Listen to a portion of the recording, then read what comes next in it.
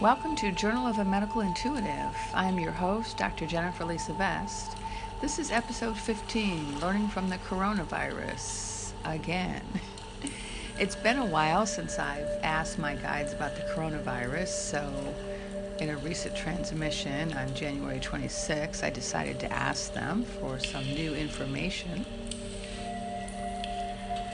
The last few transmissions I've gotten from my guides have been about my own healing, but I keep asking about information for the globe. They told me they wanted me to do an episode about my own journey, and so I'll probably do that in the future. But I finally got some information about the globe that I want to share. And when I asked about the coronavirus, the guides called it the fire in the sky. And they wanted me to share that description, that the coronavirus is the fire in the sky. And they said, people need to see the fire in the sky before they believe, before they change. Let it come and let it go, this virus, they said. Let the virus wash the world anew. Some will die, they said. Some will change. Some will forget. Some will remember, but all of us will benefit in some way from the virus. Even grief is healing, they said. Even loss is beneficial when it changes people. The loss of whole cities even can be a good thing when looked at from a certain perspective. Let it come, they said. Let it go. And I didn't like that message. It sounded rather cold and unfeeling, people dying, and we're just supposed to let it go, let it come, let it go, accept that good is coming out of it. So I asked them, but what do we do?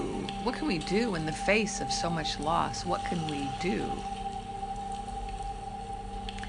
And they said, you do what you do best. Everyone must rise to the occasion with their best gifts. Everyone must learn to use their gifts to help everyone survive this.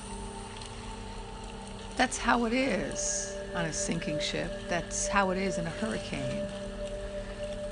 There's a crisis, and you rise to the occasion. Will you cook for the masses? Will you sing? Are you an organizer? A writer? Do you know how to comfort, to distract, how to make people laugh? What can you offer? Everyone will be challenged to rise to the occasion. Everyone will show their true colors. Some will take longer than others to rise. Some will cry and grieve and protest and resist change and say it isn't fair, no, it isn't fair.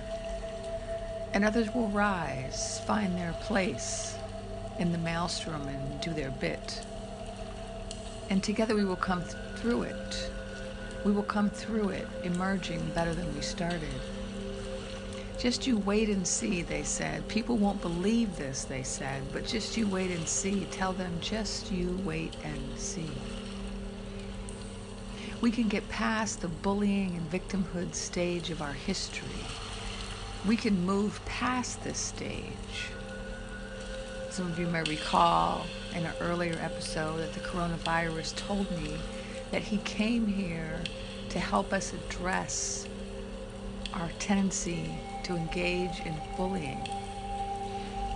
And so they're saying we can get past the bullying and victimhood stage of our history. We can move past this stage. And once we do, we'll look back and wonder how we managed for so long to be oppressors and oppressed. We will wonder, and we will affirm never to go back to that again. Next, they said, we must let the children speak out. We must give the children a platform. Take them out of school if we haven't already, and make them the teachers of the world. And I got the sense that all of these children being out of school is by divine design, that They need to be out of school. They need to be, that structure needs to be disrupted. That whole program needs to be interrupted so that the children can rise up and begin to teach us. Let them teach us, they said. Let the children lead the way, all the children. Let the children be the teachers. And I said, all of the children? And they said, well, not the judgmental, victimized teens, no. Some of the teens, but not those who are still caught up in that tendency. But the children and the teenagers who have a different view, the ones who can see us on the other side of this, the ones with a vision, these are the ones that we should listen to. These are the ones that should be in the role of teacher. These are the ones that should have a platform. The ones that have a vision. They can see what it looks like on the other side of this.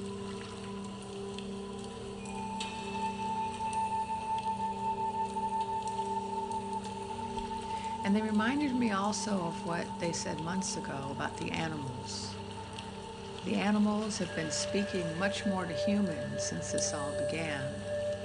You know, when the pandemic began, we went into our houses and we stopped driving and the planet began to recover and all of the animals came out. They started trying to heal us back then, and they've been trying ever since. And now they're trying to speak to us.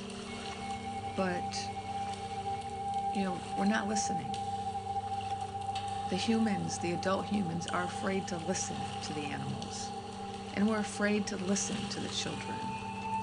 We're afraid of being judged, of having our faults revealed by the animals and the children, because they will reveal them. They are aware of them. But they won't be revealed because the children or the animals will be pointing their fingers and judging us. No. We will just become self-conscious about our faults in the face of the purity of vision that the children offer. It is our own self-judgment we're afraid of, not theirs. The children and the animals are not here to judge. They're here to show us a vision of what is possible, a vision that we have lost.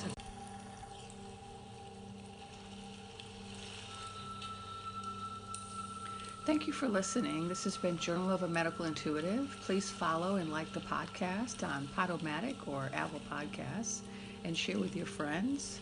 If you want to support it, please become a patron on my Patreon account, Metatron's Academy.